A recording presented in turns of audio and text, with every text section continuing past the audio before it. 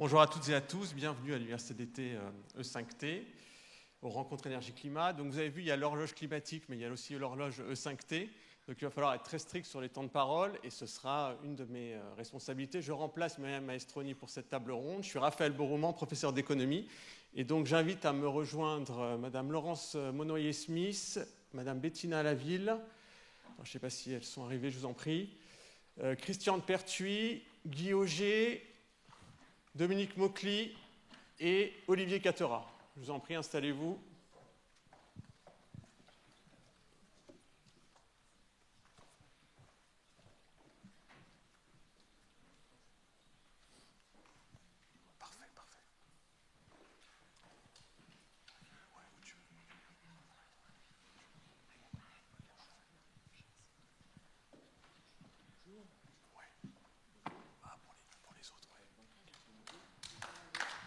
Merci, je vous en prie.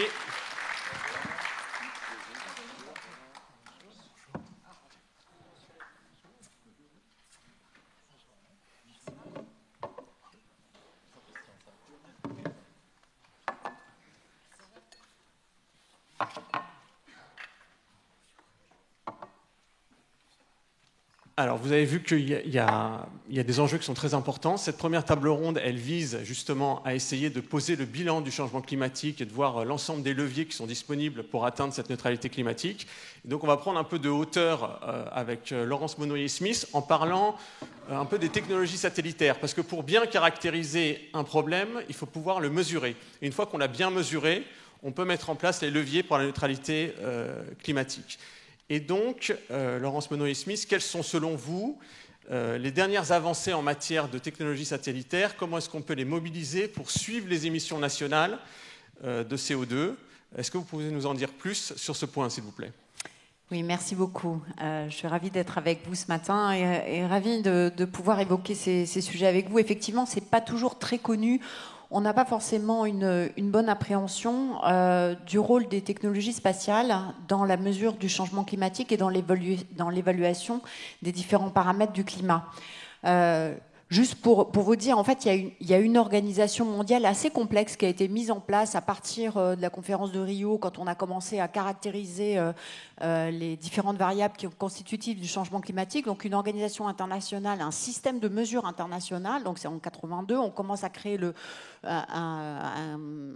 système de mesure global du changement climatique pour pouvoir fournir aux différents scientifiques donc les éléments, les paramètres et surtout des mesures comparables internationalement pour que l'ensemble des chercheurs puissent fournir des données au GIEC qui sera créé dans la foulée. Donc ce système de mesure globale du climat s'appuie sur un certain nombre de mesures satellitaires qui permettent de fournir à peu près la moitié des variables climatiques essentielles qui sont définies par la communauté scientifique. Il y a 54 variables climatiques essentielles qui mesurent le système Terre, enfin l'évolution du système Terre, qui modélisent l'évolution du système Terre avec des mesures qui touchent à l'atmosphère, composition chimique de l'atmosphère, température de l'air, circulation, bilan radiatif, etc. Les mesures océaniques, courant marin, salinité de l'eau, température de l'eau en surface et sur les terres émergées, là encore, température de l'air, enfin, il y a toute une série de variables dans la 54. Là-dessus, on en mesure, il faut savoir que la moitié de ces variables climatiques essentielles ne sont documentées que depuis l'espace. Donc c'est quand même extrêmement important pour que l'ensemble de la communauté scientifique affine ses modèles. Donc tout ça existe à peu près, donc depuis tout ce système de mesure s'est complexifié la fin des années 90, début des années 2000, et puis on a donc mis en place à la fois internationalement et en Europe, vous le savez, grâce à l'organisation, l'Agence spatiale européenne et l'Union européenne, nous avons mis en place toute une série de constellations, une constellation qui s'appelle la constellation Sentinelle, dont les données sont traitées par Copernicus. Et Sentinelle, donc on va en lancer un d'ailleurs le 3 septembre, donc la semaine prochaine. On lance un satellite, un Sentinelle 2C qui est construit par Airbus depuis la base de Kourou et qui est un satellite extrêmement important qui fournit ces données, alors toute une série de données, notamment sur les puits de carbone qui mesurent l'occupation des sols, extrêmement important pour savoir comment évolue l'occupation des sols. Donc ça permet aussi de suivre les sujets des incendies, des pollutions, des déforestations, etc. Donc on a ces mesures-là qui sont ensuite traitées par le système Copernicus Climate Change Service.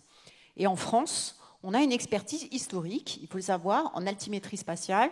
Donc, depuis les années 90, en coopération d'ailleurs avec la NASA, on a mis en place, on a créé, inventé des satellites qui permettent de mesurer, et c'est très important, l'évolution de la hauteur de l'eau. En termes d'évolution, et pour répondre en termes de dernières technologies qui ont été mises en œuvre, la communauté de chercheurs, puisqu'on travaille directement avec les chercheurs en particulier en France, donc on les réunit tous les 4 ans et ils nous font des demandes en disant voilà, on voudrait pouvoir mesurer très précisément ça. Grosse demande qu'on traite depuis une dizaine d'années, c'est la question de l'eau. Évidemment, quelle est la disponibilité que nous avons, la disponibilité en eau fraîche, notamment sur les surfaces continentales. Et donc, on a envoyé, en décembre 2022, un satellite révolutionnaire qui s'appelle SWOT, pour Surface Water Observation, qui a une technologie totalement révolutionnaire et qui permet de mesurer en temps réel sur la totalité du globe les réserves en eau, et notamment des lacs et les rivières. C'est absolument extraordinaire. Jusqu'à maintenant, on n'était absolument pas capable de le faire. Ça, c'est la première techno. Et la deuxième techno, qui arrive, c'est nos satellites de mesure de CO2 dans l'atmosphère. Et ça, c'est vrai que c'est techniquement très complexe, parce que le CO2, ça ne reste pas sur place, hein, ça circule, donc il faut des modélisations. Et la France a développé un satellite qui s'appelle Microcarb. Il est prêt. Alors, on attendait Ariane pour le lancer. Je ne vous cache pas que ça a été un petit sujet cette année. Ça ne vous aura pas échappé. Donc, on a lancé notre Ariane 6 début juillet. On aura un deuxième lancement en décembre. Et on espère qu'on va pouvoir lancer ce satellite donc, qui est prêt. Très largement français, coopération européenne et anglaise, et qui va permettre de mesurer les flux. Et vous savez qu'on a un problème, le dernier rapport du Haut Conseil pour le climat a bien mis en évidence la problématique des puits de carbone, on va en reparler, hein, mais de la diminution très importante par rapport à ce qu'on espérait de la capacité de puits de carbone de la forêt. Et donc ce satellite va nous permettre de calculer exactement les flux et les échanges que nous avons entre émissions et absorption puits de carbone et de les caractériser. Et ce sera suivi par un autre satellite qui sera lancé par l'Agence spatiale européenne cette fois-ci dans le cadre du programme Copernicus. Donc on a des avancées très très importantes. D'accord, je vous remercie, c'est très intéressant. Est-ce que concrètement, comment on part de la mesure à la mise en place des politiques d'adaptation au changement climatique ? Alors, à un niveau, je veux dire, comment on passe de l'un à l'autre, c'est pas forcément aussi direct que ça. Je vais le prendre à l'envers. Okay. Je vais prendre à l'envers, c'est-à-dire comment ces mesures-là ou ces données-là nous permettent d'offrir un certain nombre de services pour des politiques d'adaptation au changement climatique. Donc, progressivement, nous avons des pétaoctets de données qui sont fournis par ces satellites et qui permettent de faire un certain nombre de modélisations. Donc on peut faire de la prévision. On a lancé ces dernières années une alliance internationale dans le cadre du One Planet Summit qui s'appelle Space for Climate Observatory, qui rassemble aujourd'hui 46 signataires d'une trentaine de pays avec des organisations internationales et qui développe, donc cette fois-ci, plutôt des produits très opérationnels.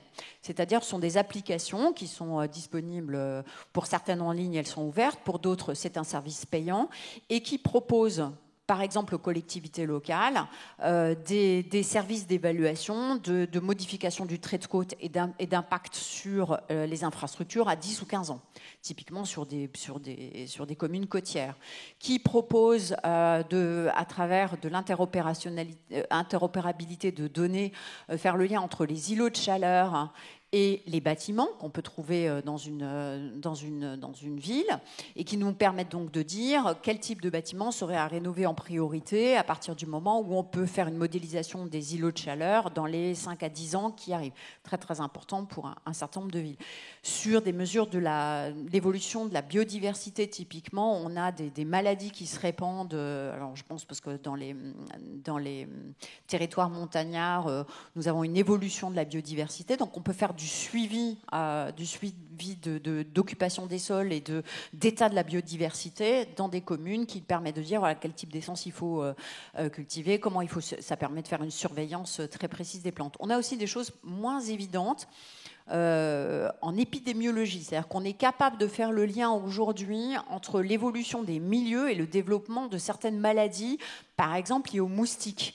Donc on a développé pour l'OMS, l'Observatoire spatial du climat, un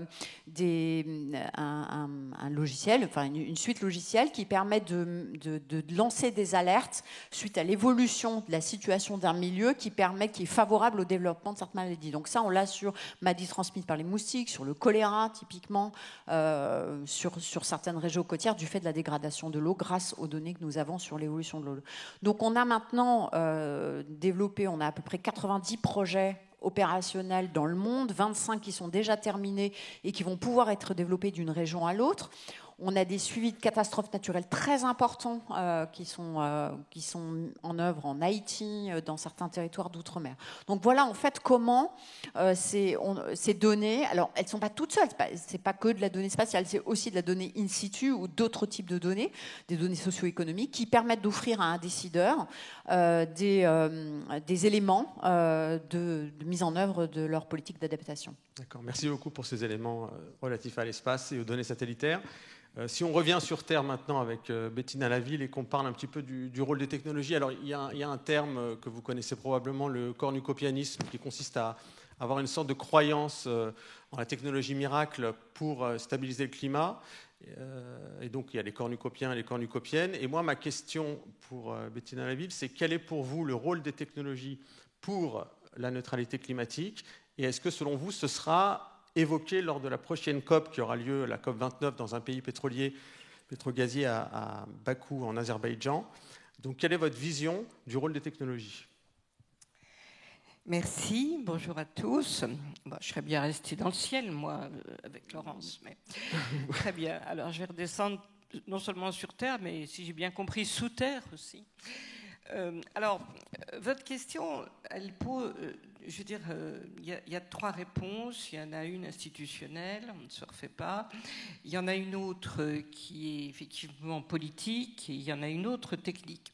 Alors, la réponse institutionnelle, c'est que les technologies ont toujours été considérées comme un instrument extrêmement important dans la réduction des émissions, que ce soit à la Convention climat ou que ce soit dans ce qu'on appelle le mécanisme technologique, c'est-à-dire l'article 10 de l'accord de Paris.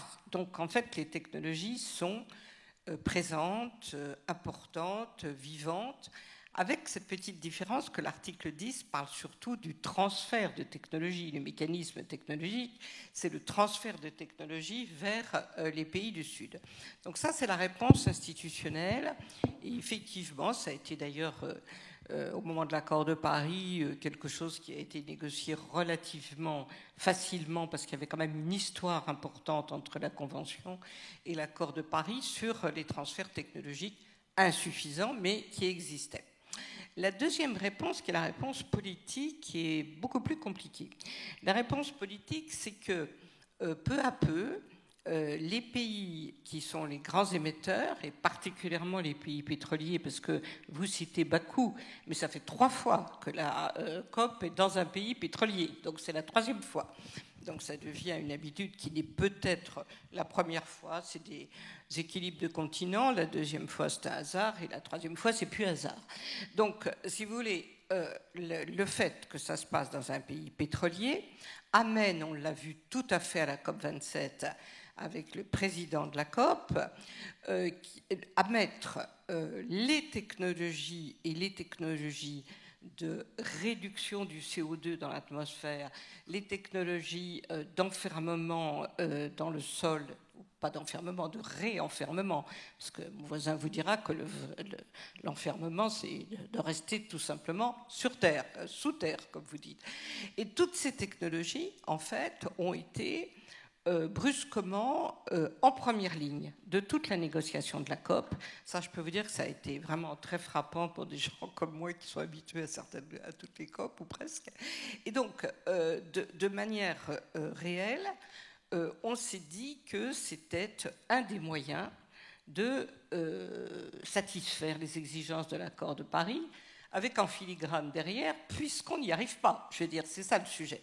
Et comme on n'y arrive pas par des moyens de sobriété, par des moyens de diminuer les CO2, par changement de modèle économique, etc., on appelle les technologies, et là, il y a deux voies. Il y a une bonne voie et une mauvaise voie. La bonne voie, c'est que, oui, il faut les utiliser. Oui, elles sont de plus en plus sophistiquées et de plus en plus intéressantes. Je suis pas du tout anti-technologique, loin de là. De toute façon, j'aurais du mal avec la vidéo de Myriam. Là, sans ça, je me ferais sortir. Bon, donc ça, c'est la première chose. Mais je suis contre le techno-solutionnisme à tout craint. Et donc, si vous voulez, vous avez donc une bonne vision et une mauvaise vision. La mauvaise vision, elle est d'autant plus compliquée que cela permet aux pays du Nord à réduire leurs efforts en matière de sobriété et en matière de renonciation, en particulier d'ailleurs à certaines, au gaz, etc., tandis que les pays du Sud, ça les incite à ne pas renoncer au charbon. Et d'ailleurs, c'est ce qu'on voit, les derniers rapports de l'OCDE montrent très bien que d'une part, effectivement, dans le Nord, les émissions diminuent, mais qu'elles augmentent dans le Sud, alors avec des proportions différentes, mais que surtout le charbon, dans ces 3 dernières années, augmente partout. Et avec la Libye, ah oui, mais ça fait rien parce qu'on va le séquestrer. Et donc ça, on va séquestrer les émissions. Ça, c'est un sujet absolument énorme. Il en est d'ailleurs de même, le débat technologique est exactement le même pour quelque chose qui a été pour la première fois mis sur la table, là aussi à la COP27, c'est Internet, intelligence artificielle et réduction des émissions, puisqu'il y a toute une étude qui a été lancée à la COP27, dont on devrait avoir les premiers résultats à la COP28, en disant que l'intelligence artificielle permettait de manière très importante des techniques de réduction des émissions. Ce qui est vrai, puisque vous avez une accélération, en particulier en matière de bâtiments, etc., ça a été dit d'ailleurs dans le petit film, à cause de l'IA qui est très importante et qui permet effectivement des progrès tout à fait considérables. Sauf que, Janus est là exactement, ça augmente les émissions en matière et de façon très importante, et surtout ce qui est plus grave, de manière exponentielle. Et ça augmente les émissions qui, pour l'instant, ne sont pas à 3%, les émissions qui viennent de tout le secteur numérique et intelligence artificielle. En revanche, la courbe de progression est extrêmement importante. Et donc, je veux dire, là, on a un véritable problème. Et encore une fois, il faut utiliser ces technologies, mais en les regardant dans une trajectoire globale qui est la réduction des émissions par rapport à ce qu'a dit l'accord de Paris et pas du tout le remplacement des efforts par les technologies de progrès, dont d'ailleurs beaucoup n'ont pas leurs effets complets. Je reprends ce qu'a dit Laurence à la fin. En plus, vous avez une diminution des effets de ces technologies à cause des effets du réchauffement climatique. En particulier, évidemment, les puits de carbone, eh bien, je veux dire, les résultats sont absolument catastrophiques. Je crois ne pas me tromper en disant que le chiffre qui vient de sortir entre 23 et 24 est une augmentation de 12% des émissions à cause des feux de forêt, ce qui est absolument considérable. Alors, évidemment, si vous comptez sur les puits de carbone et qu'en même temps, les émissions des feux de forêt augmentent, ça veut dire que les puits de carbone n'existent plus, tout simplement.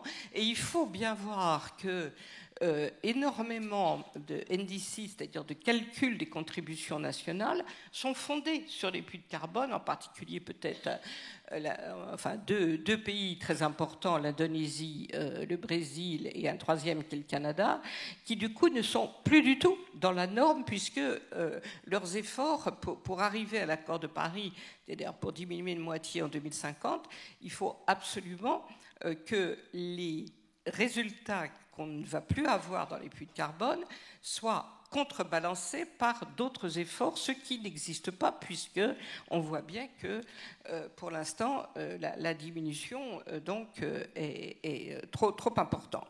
Donc voilà. Alors votre question, est-ce que ça va être discuté à la COP 29 ? Alors moi j'ai deux réponses.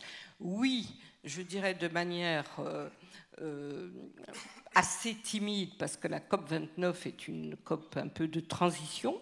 Mais enfin, on va avoir évidemment ce type de discussion. Je ne pense pas que Bakou, pour évidemment toutes sortes de considérations géopolitiques, soit la meilleure capitale pour progresser là-dessus, mais on va en parler. En revanche, on va en parler beaucoup au Brésil à la COP 30 pour trois raisons. La première, c'est que c'est là qu'on doit avoir de nouvelles contributions nationales. Et là, je veux dire, à l'UNFCCC, l'ONU Climat va évidemment devoir nous dire si les contributions qui sont présentées tiennent compte de ces effets, en particulier en matière de puits de carbone dont je viens de parler. Ça, c'est la première chose. La deuxième chose, c'est que il n'y a pas de doute qu'il va y avoir de nouveaux financements. Et là, c'est là-dessus pour l'instant que la conférence de Bonn, qui s'est tenue en juin, achoppe, en fait, par rapport à la préparation de Bakou, puisqu'il faut remplacer ces 100 milliards qu'on a eu tellement de mal à générer, et que le chiffre se situe entre 300 et 600 milliards, voire plus. Et manifestement, le compte n'y est pas pour l'instant, je veux dire. Donc ça, c'est la seconde chose qui va être très importante. Ce qui va être très important à Bakou, c'est de voir, et ça c'est donc la troisième importance de Bakou, si vous avez une alliance des pays pétroliers, parce qu'à Bakou, certes, c'est 80% hein, sous ton contrôle, l'énergie issue du pétrole en Azerbaïdjan, hein, c'est ça. Ça dépend comment tu comptes le gaz. D'accord, bon, alors il vous dira. Mais en l'occurrence, on va voir s'il y a vraiment une alliance des pays pétroliers dans ce contexte géopolitique qui freine, j'allais dire, de manière franche, je veux dire, les efforts vers l'accord de Paris en s'appuyant sur, justement, l'espoir des technologies ou pas, ou bien est-ce qu'ils vont essayer de noyer un petit peu le poisson comme ils ont fait à la COP27. Dernière chose et dernière recommandation, l'UNESCO a publié un document extrêmement intéressant qui est une charte éthique des technologies. L'UNESCO s'occupe de plus en plus du climat, considérant que c'est un facteur évidemment scientifique tout à fait important dans sa mission culture-science.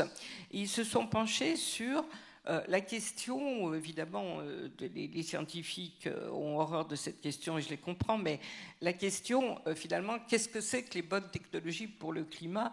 Et finalement, là-dessous, il y a une question qui est énorme et qui a été, en philosophie des sciences, une question éternelle.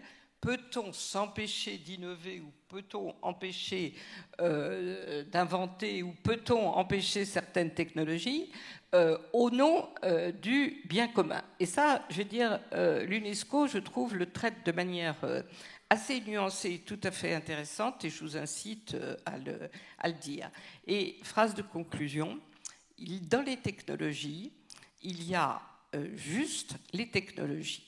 Dans les sciences, il y a les sciences sociales qui sont les parentes pauvres en ce moment de tout le débat climatique. Et les sciences sociales sont justement les sciences qui permettent d'autres comportements, que ce soit les comportements privés ou bien les comportements généraux, les comportements des citoyens, les comportements nationaux, les comportements internationaux. Et c'est très important. Et là, je m'exprime en tant que représentante aussi, puisque j'ai une nouvelle casquette d'une association qui s'appelle l'Envie, avec un A. Eh bien, ce qui est très important, c'est de donner plus de crédit, parce que vous n'aurez pas de changement de comportement, donc d'adhésion à la sobriété, sans que nous fouillions, sans que nous puissions progresser à travers les sciences sociales sur la possibilité de donner aux gens non pas le sens de l'apocalypse, mais le sens de l'espoir. Merci beaucoup. Donc effectivement, on voit bien que la technologie est un élément parmi les autres, qu'il n'y a pas de remède miracle, et il ne faudrait pas qu'un optimisme technologique exagéré nous fasse baisser la garde sur les autres leviers, notamment sur la préservation des puits de carbone naturels. Et donc je passe le relais à Christian de Pertuis, dont je recommande effectivement le dernier livre Carbone vivant, Carbone fossile, carbone vivant. Et donc ma question est la suivante, Christian, tu parles d'une double mutation, de deux fronts sur lesquels il faut batailler pour stabiliser le climat. Le carbone fossile, donc on voit que le système énergétique fait preuve d'une certaine forme d'inertie, puisque depuis des décennies, il est composé à près de 75 à 80% d'énergie fossile. Et donc il faut décarboner le système énergétique. Et tu nous parles aussi de carbone vivant, deuxième contributeur au réchauffement climatique. Donc quelles sont tes visions, où est-ce qu'on en est sur le carbone fossile et le carbone vivant? Bien, merci. J'espère que tu mets l'économie dans les sciences du climat. Hein. Oui, bon, oui. Alors, non, mais je voulais préciser. Bon, alors moi je voudrais juste partir par un tout petit point d'actualité. Sur les 12 derniers mois, Copernicus, qui est le centre auquel tu as fait allusion d'observation de la planète, estime le réchauffement climatique à plus 1,7% par rapport à l'ère pré-industrielle. Alors là-dedans, il y a un effet d'amplification à court terme qui est dû au phénomène El Niño, qui accentue le réchauffement climatique. Mais le problème de fond, c'est que le stock de CO2 dans l'atmosphère et le stock de méthane dans l'atmosphère continuent d'augmenter. Et tant que ces stocks augmentent, le réchauffement climatique se poursuit.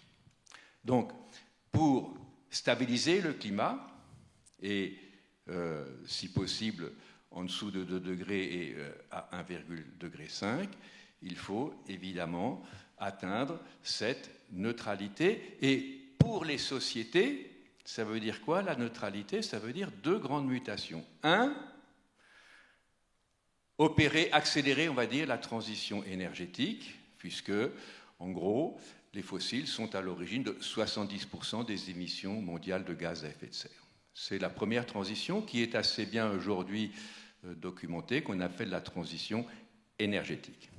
Mais imaginez que nous soyons en 2050, ayant supprimé notre addiction aux énergies fossiles, serions-nous automatiquement en neutralité carbone? Tout dépend de ce qu'on fera sur le carbone vivant. Le carbone vivant, c'est quoi? C'est celui qui circule, c'est tout le cycle du carbone qui transite par la photosynthèse et qui nous donne des tas de ressources via les produits alimentaires, les produits forestiers, etc. Bon, le carbone vivant est à l'origine aujourd'hui d'un peu plus d'un quart des émissions mondiales. Deux grands blocs, la déforestation et les empreintes climatiques croissantes sur les massifs forestiers, et puis les émissions du système agricole hors usage des énergies fossiles. Alors, je ne vais pas vous parler du carbone vivant dans le détail ce matin, parce que je vais le faire cet après-midi, dans la dernière table ronde sur les puits de carbone. À mes yeux, sur le carbone vivant, il y a des tas d'innovations locales. Tu en as parlé à propos de La Rochelle, sur les milieux humides, la coopérative carbone, qui font un très beau boulot. Il y a des innovations dans beaucoup d'endroits, mais on n'a pas vraiment commencé la transition de fond qui doit totalement faire muter à la fois la façon dont on gère l'agriculture et la façon dont on gère les forêts. Et les deux sont très liés. Parce que le premier facteur de déforestation, c'est l'expansion des terres pour les usages agricoles et pour l'élevage. Donc ça, c'est le premier point.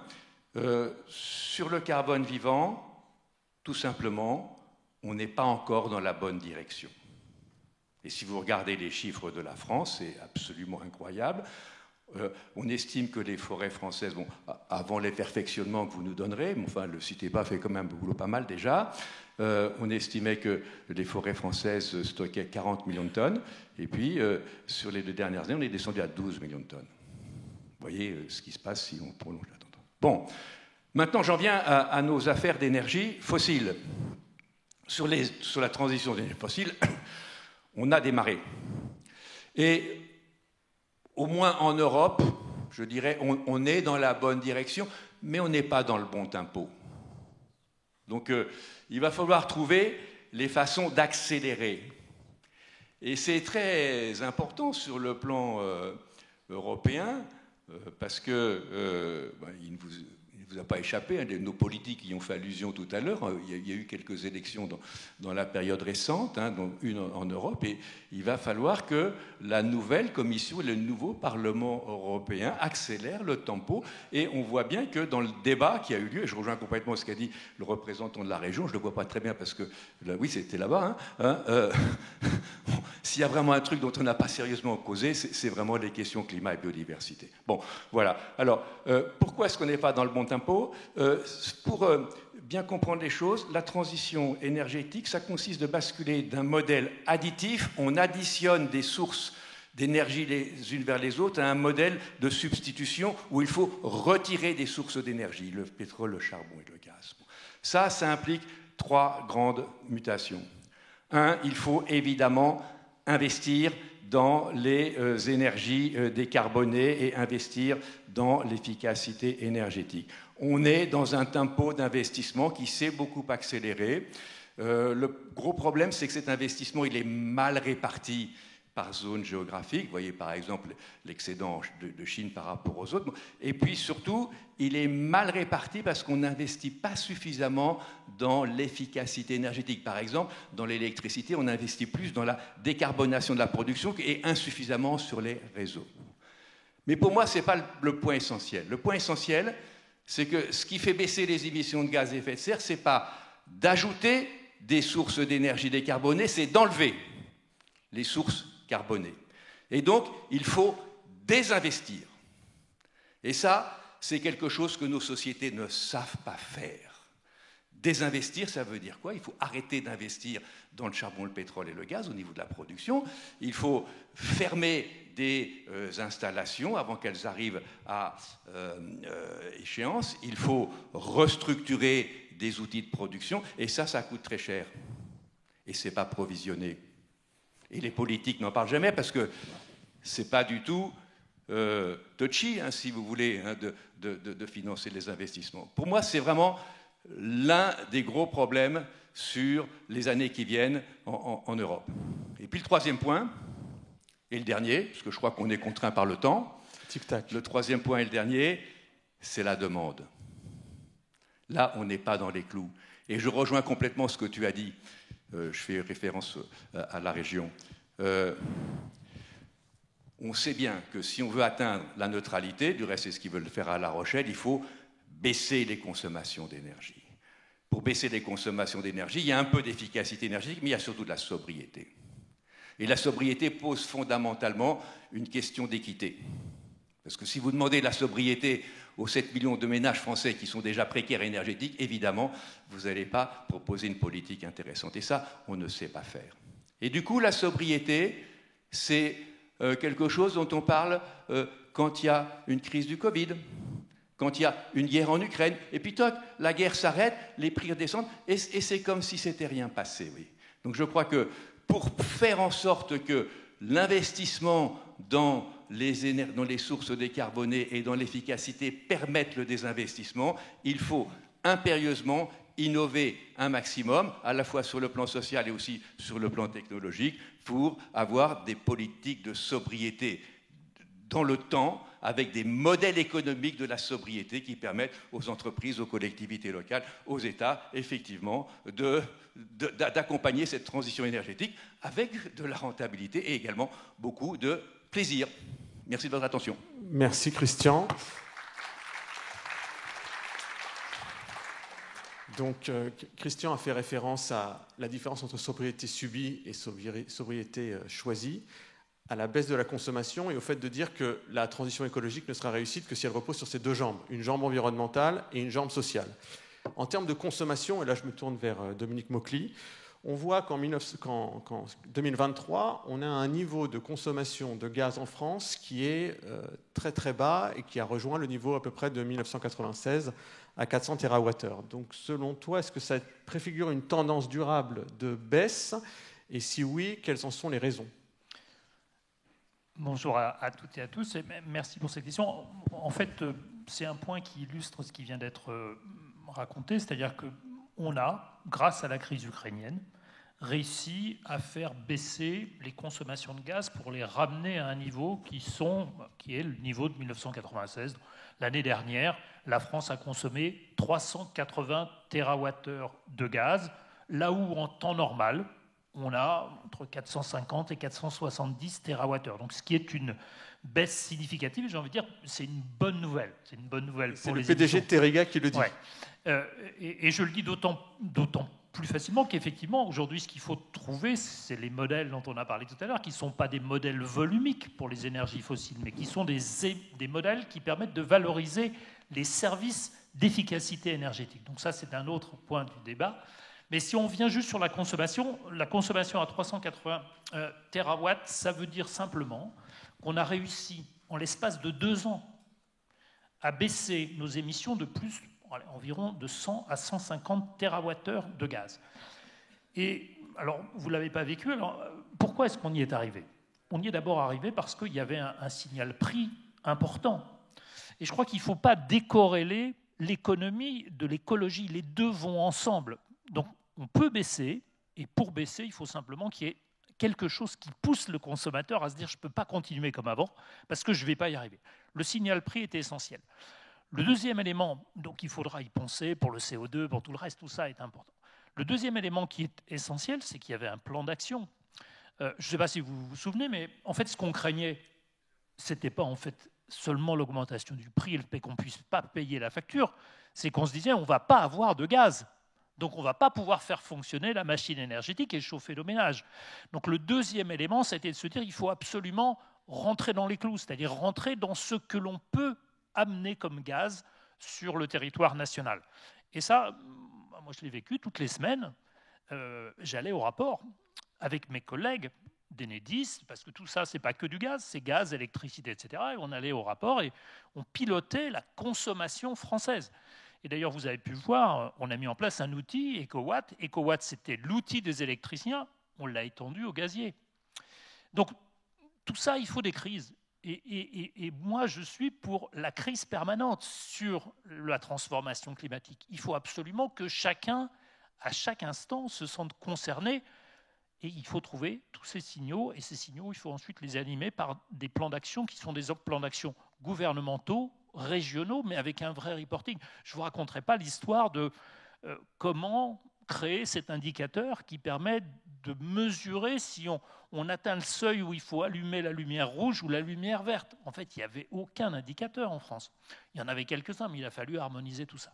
Donc, on est aujourd'hui, et malgré tous les travaux du GIEC, malgré tous les signaux d'alerte, on n'est pas encore, dans nos sociétés, à un niveau de maturité tel qu'on peut pousser nos consommations fossiles vers le bas, sauf avec un vrai signal prix comme celui qu'on a obtenu.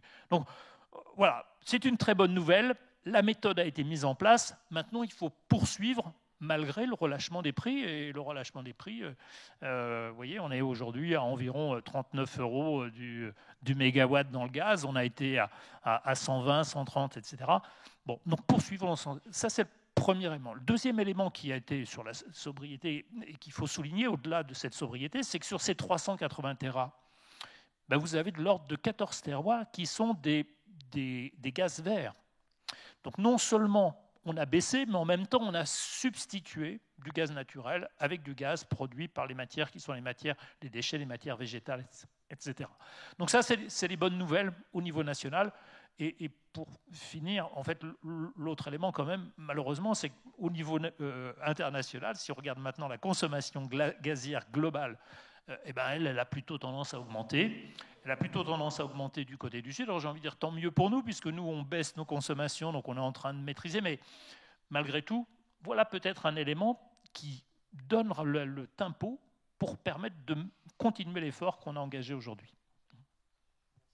Merci beaucoup Dominique pour ces très bonnes nouvelles. Il y aura d'autres bonnes nouvelles lors de cette table ronde et des suivantes. Est-ce que tu vois quand même d'autres leviers pour accélérer la décarbonation, notamment des leviers en termes d'innovation ? Et en fait, les leviers, on les a mentionnés tout à l'heure, ils étaient très bien mentionnés dans le film. Il y a le premier qui est effectivement la substitution des gaz naturels par les gaz verts. Le second est toujours autour de l'efficacité énergétique, et nous, on a développé des solutions qu'on offre à nos clients aujourd'hui, qui sont des solutions de mesure ou d'association en fait, de leurs mesures énergétiques, de consommation énergétique avec leurs process industriels. En fait, il faut toujours essayer de trouver ce couple. On a d'un côté de la consommation et de l'autre côté, qu'est-ce qu'on fait de cette énergie? Et donc tous les outils digitaux qui permettent aux industriels de travailler entre leur consommation et leur approvisionnement va générer des économies d'énergie sur le long terme, et il faut continuer de le faire. Et ça, c'est de la techno, hein, et l'intelligence artificielle pour en apporter, donc on essaie de mettre des outils qui sont des outils dans le cloud et efficaces. Le troisième élément, on ne va pas faire cette transition du jour au lendemain. Si on veut la faire très très vite, il faut les leviers, comme je mentionnais, mais il faut aussi accepter des solutions du type de la séquestration du CO2. Je sais que ce n'est pas nécessairement la panacée dans un monde qui n'a pas commencé à faire son travail de décarbonation, mais à partir du moment où on a déjà tiré beaucoup sur la ficelle de comment je rends mon process industriel le plus décarboné possible, il reste quelques émissions, et ces émissions, on le voit par exemple dans la cimenterie, et les cimentiers, ils ont des émissions qui sont des émissions fatales, il faut les aider à traiter ces émissions fatales. Donc pour moi, la capture, la séquestration du CO2 sont essentielles. Pour ce qui est des autres vecteurs énergétiques, comme par exemple l'hydrogène, je crois beaucoup à l'hydrogène, la question parallèle à l'hydrogène, c'est l'énergie. C'est-à-dire qu'on revient, en fait, c'est des boucles, tout ça. Tous les process qui sont liés aux carburants, à la synthèse, etc., sont des process qui mangent de l'énergie de façon tout à fait importante. Donc il faut décarboner ces énergies avant de commencer à proposer des molécules qui sont des molécules de nouvelle facture. Voilà. Donc c'est pour ça que je crois que la séquestration et le travail sur comment on utilise cette molécule de CO2 qu'on crée me semble important, tout en mettant en parallèle des infrastructures qui sont des infrastructures qui vont permettre justement demain de faire ces e-synthèses. Alors à ce titre, je ne sais pas si vous avez vu les annonces en juin dernier, on a lancé des projets de transformation, de construction de nouveaux pipelines pour faire soit du CO2, soit de l'hydrogène. Et ce sont des projets qui sont très largement soutenus par l'Union européenne, et je pense qu'il faut vraiment que ça continue et que ça va dans le bon sens. Merci beaucoup Dominique. Donc effectivement, il y a aussi un débat un peu en parallèle, spécifiquement en France et en Europe de l'Ouest, sur croissance versus décroissance. Mais on voit bien qu'il y a énormément d'investissements à réaliser et on ne va pas investir avec les fruits de la décroissance. Parce qu'il va falloir financer cette transition qui va coûter des dizaines de milliards. Et donc en termes de financement, le système financier doit intégrer de plus en plus ce risque climatique. Et on a trop souvent opposé financement public, financement privé, alors que les États européens, par exemple, sont très endettés. Donc je me tourne vers Guy Auger pour voir un petit peu quel est l'enjeu pour la finance privée, notamment en termes de société de gestion dans le domaine du private equity, là où vous êtes associé. Comment est-ce que vous voyez les transactions dans les énergies décarbonées et le rôle de la finance privée pour prendre ses responsabilités afin de stabiliser le climat? Ça marche, oui. Merci. Écoutez, déjà, peut-être qu'il y a quelques chiffres pour donner des ordres de grandeur, un peu pour caler un peu le tout. On a fait un peu le calcul en Europe. Aujourd'hui, la totalité des fonds, que ce soit des fonds publics ou des fonds privés, private equity, on fait à peu près, on parle de 12 000 milliards d'euros. Alors, Christian va être content, il y en a de moins en moins. C'est un peu malheureusement, enfin, c'est un peu dans le bilan 2023, la collecte des fonds est moins importante. Pourquoi? Parce que quand on parle de fonds, on parle de fonds de pension, de mutuelles, mais aussi d'assurance en fait. Et donc, c'est un peu le chat qui se mord la queue. Les assureurs ont de l'argent de côté pour des risques. S'ils doivent sortir, aujourd'hui on parle à peu près 100 milliards par an en Europe pour les différents événements climatiques, c'est moins d'argent qui peut être mis pour ensuite investir pour préserver tout ça. Mais bon, ça c'est un autre sujet. La réalité, donc, sur ces 12 000 milliards, on est à peu près 3/4 en fonds publics. En fonds publics, c'est des fonds cotés qui eux, sont... c'est plutôt de monétaire, qui peuvent bouger assez rapidement, et 25% en private equity. Ces fonds-là sont réglementés par la réglementation européenne, enfin, voire internationale. Donc en Europe, on parle de SFDR, donc tout ce qui est Sustainable Financial Disclosure Rules, et avec des articles 8, article 9, là, qui est un peu sur l'ensemble. Les 8 et 9 étant, ben voilà, je vais investir dans des éléments durables.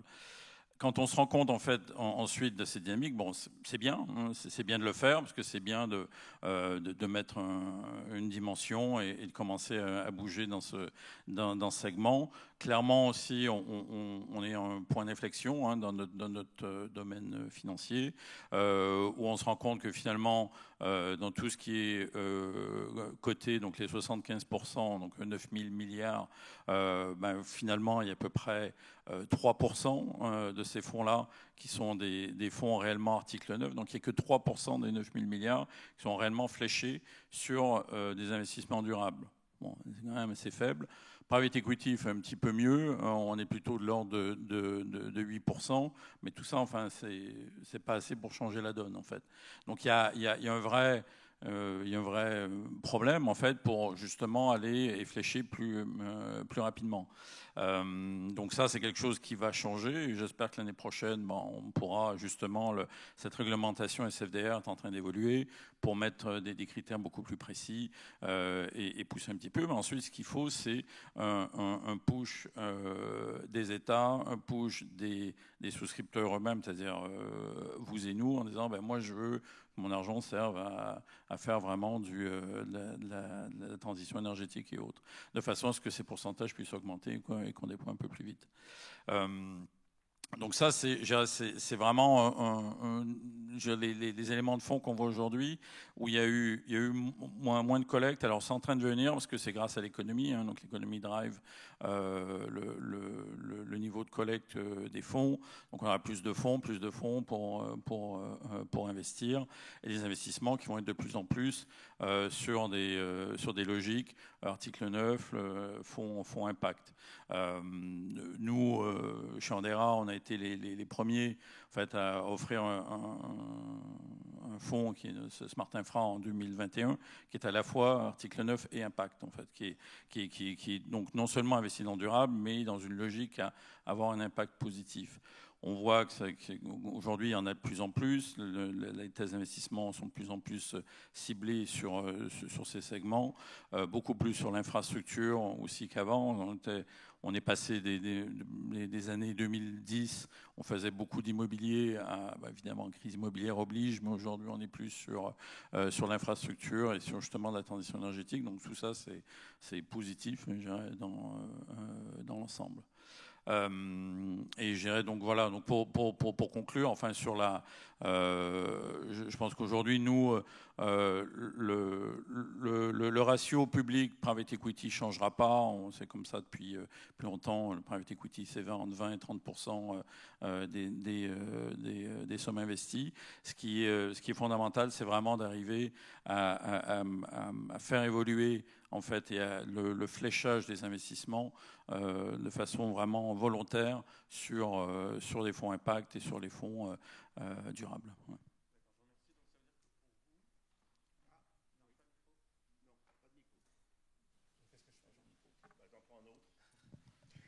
Il faudra rajouter du temps alors.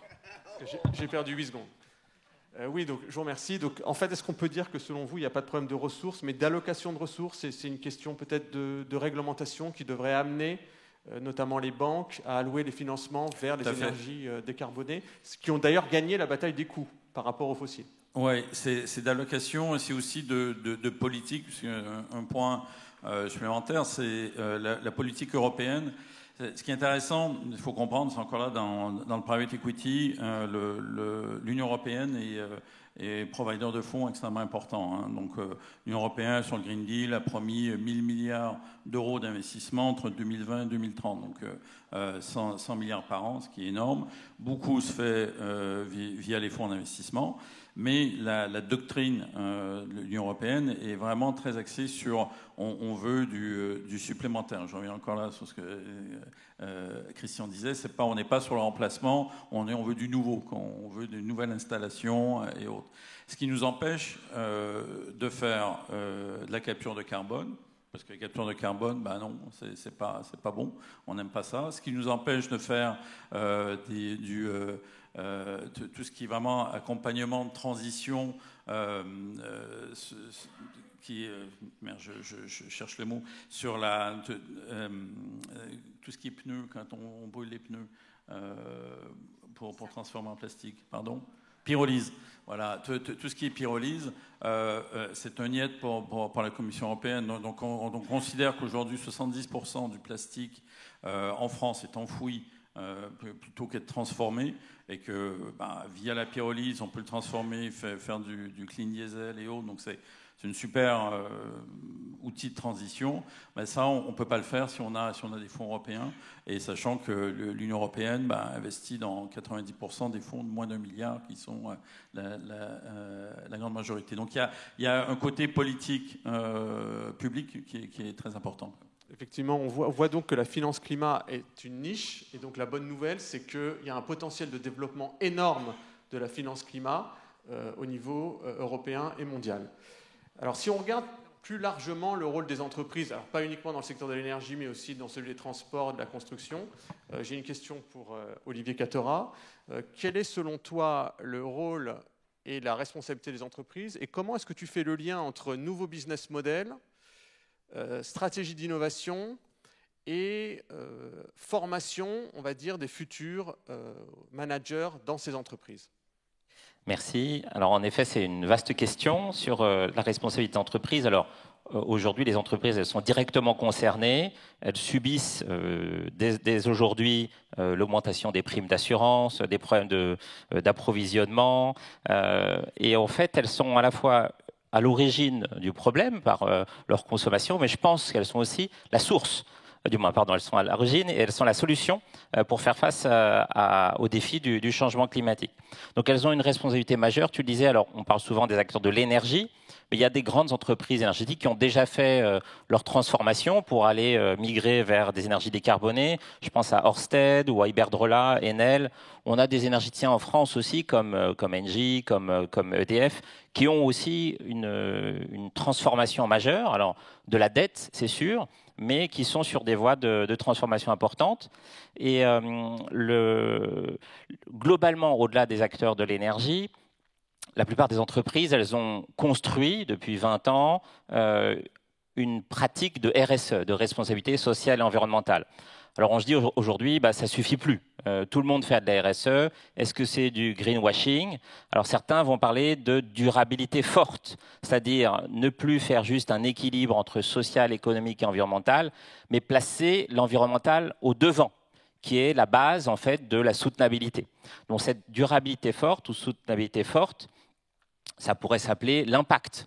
Il y a des mouvements de dirigeants qui décident de s'engager et de transformer leur modèle économique, des modèles à impact. Le mouvement Impact France en est un. Les labellisations B Corp aussi, que vous connaissez sûrement, sont des moyens de s'engager, de chiffrer, de monitorer l'impact que ces entreprises peuvent avoir. Alors à EM Lyon Business School, on a étudié le cas d'une entreprise qui s'appelle Norcis, qui est dans les services numériques, et qui, elle, propose un nouveau modèle qui s'appelle la perma-entreprise. C'est inspiré de la permaculture. Donc une alternative à l'agriculture intensive, carbonée, proposer un modèle de développement qui protège la planète, prend soin des humains, mais aussi redistribue les richesses. Donc c'est une sorte de philosophie managériale. C'est valable dans les services, mais il y a aussi la société 1083 qui fabrique des jeans en France et qui est là dans une sorte de perma-industrie. Donc aussi, comment s'inspirer d'une responsabilité sociale, environnementale très forte pour changer le business avec des valeurs de résilience, donc de l'innovation managériale, de l'innovation organisationnelle, pour être plus ancré dans ces territoires. Alors ça pourrait se connecter à l'économie circulaire, de la réduction, du réusage, du recyclage, pousser aussi jusqu'à ce qu'on appelle l'économie de la fonctionnalité et de la coopération. Vous connaissez dans le secteur de l'énergie l'efficacité énergétique. On a parlé de ne pas vendre de la molécule ou d'électrons, mais du confort, de l'éclairage ou du confort thermique. Donc Dalkia au sein du groupe EDF par exemple, ou Michelin peut aussi vendre des kilomètres au lieu de vendre des pneus. Ça, ce sont des exemples d'économie de la fonctionnalité où on vend un usage plutôt que la consommation d'un bien. Donc ces nouveaux modèles, comme ceux de la PERMA, ils sont quand même portés par une vision du... C'est de la censure?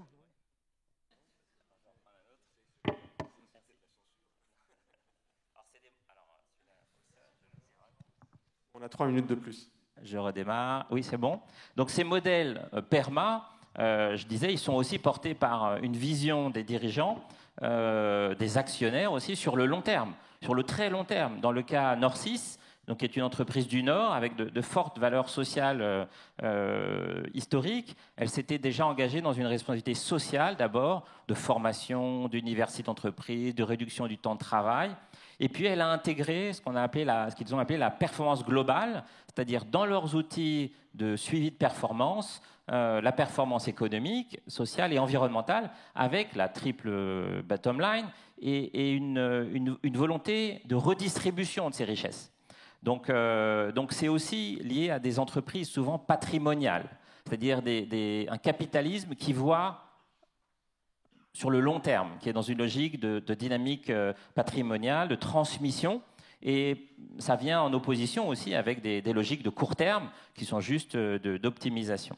Donc ces nouveaux modèles, on voit, ils sont portés par des entreprises qu'on suit, qui peuvent être exemplaires, mais clairement, ce n'est pas du tout la majorité. C'est très, très, très marginal aujourd'hui. Alors, il y a, dans de logique plutôt capitaliste, des mouvements d'administrateurs, je pense à Chapter 0, qui vont, par le haut, par les administrateurs, essayer d'influencer la stratégie. À EM Lyon, on a lancé une formation qui s'appelle Objectif Conseil d'administration, qui était pour former des administratrices. Et aujourd'hui, en fait, dans ce pilier, on forme des administratrices, des administrateurs, mais aussi de plus en plus ces dimensions climatiques. Comment intégrer les contraintes climatiques au plus haut niveau par le CA et les dirigeants et les administrateurs. Donc, pour revenir sur la question au-delà de la responsabilité des entreprises et comment former aussi bien au plus haut niveau et au niveau de la pédagogie, alors le témoignage que je peux partager, c'est que EM Lyon Business School, qui est une business school comme Paris School of Business, on forme des managers, des jeunes, même si on forme aussi en executive education des dirigeants, depuis plus de 150 ans. C'est une des plus anciennes business schools. On était dépendant des chambres de commerce. Et en fait, sous l'impulsion d'Isabelle Hulot, qui est l'ancienne présidente de Paris Dauphine, on en parlait à l'instant, on est devenu société à mission. Donc ça aussi, c'était un changement d'engagement, puisqu'on est une société privée de services publics, parce que dépendant d'une chambre de commerce, il y a une volonté de la direction générale de devenir société à mission, liée bien sûr à la formation, mais aussi de proposer des pédagogies alternatives. On a lancé une pédagogie pour l'Anthropocène, pour faire face à l'Anthropocène, cette vision discutée qui considérait que voilà, l'activité humaine est à l'origine du changement climatique et d'une nouvelle ère géologique. Donc on met en place, dès les processus d'intégration, toute une pédagogie qui vient revisiter toutes les sciences de gestion, la finance, qui devient une finance verte, de marketing, qui devient marketing durable, fondé sur l'économie de fonctionnalité. Bien sûr, les modèles mentaux, on parlait de l'intégration des sciences humaines, comment les dirigeants et les jeunes managers doivent changer les modèles mentaux qu'ils ont sur la réalité. Et ces cours, qu'on appelle Futur durable, on le fait aussi grâce à la prospective.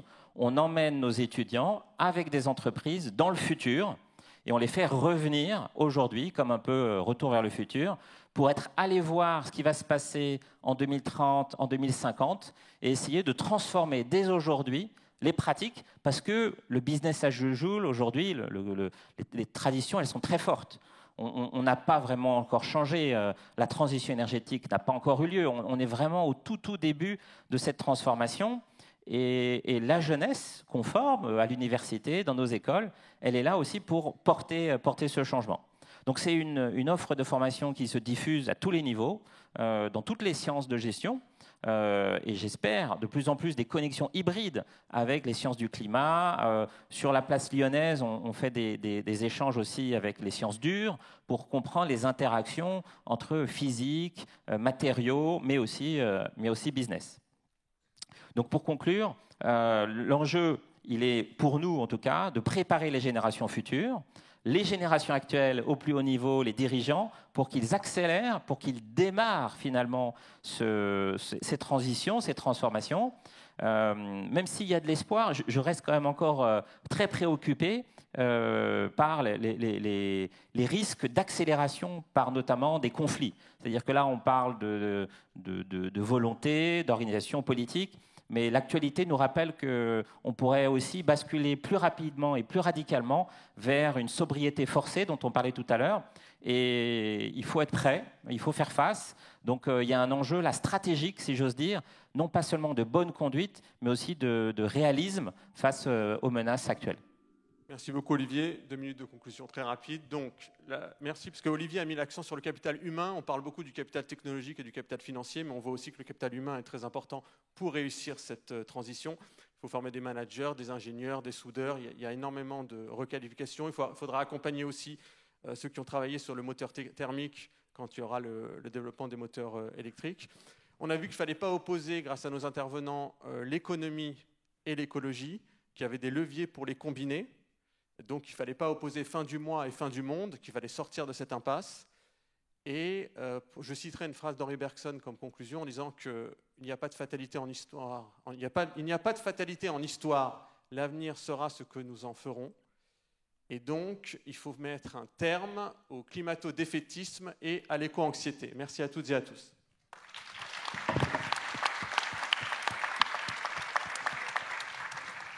Et en plus, on est dans les temps.